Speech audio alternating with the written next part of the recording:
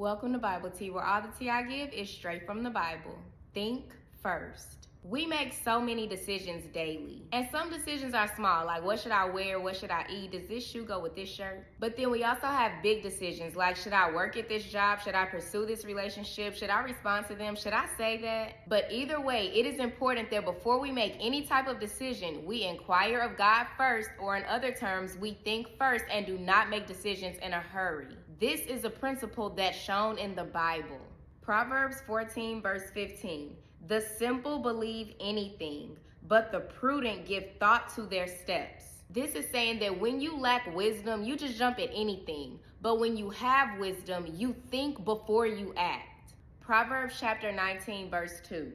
Desire without knowledge is not good. How much more will hasty feet miss the way? All right, let's break this down.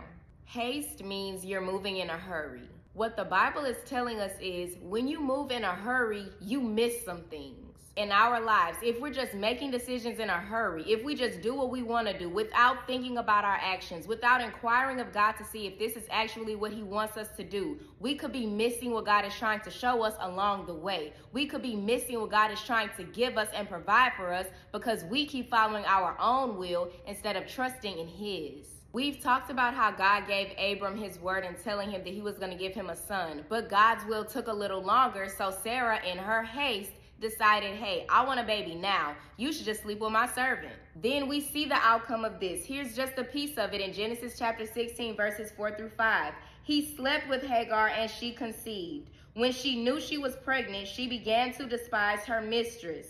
Then Sarai said to Abram, you are responsible for the wrong I am suffering. I put my slave in your arms, and now that she knows she is pregnant, she despises me. May the Lord judge between you and me. This shows you right here that when you make decisions in haste and you don't inquire of God, you may end up facing consequences that God never intended you to face just because you didn't inquire of Him before you made that decision.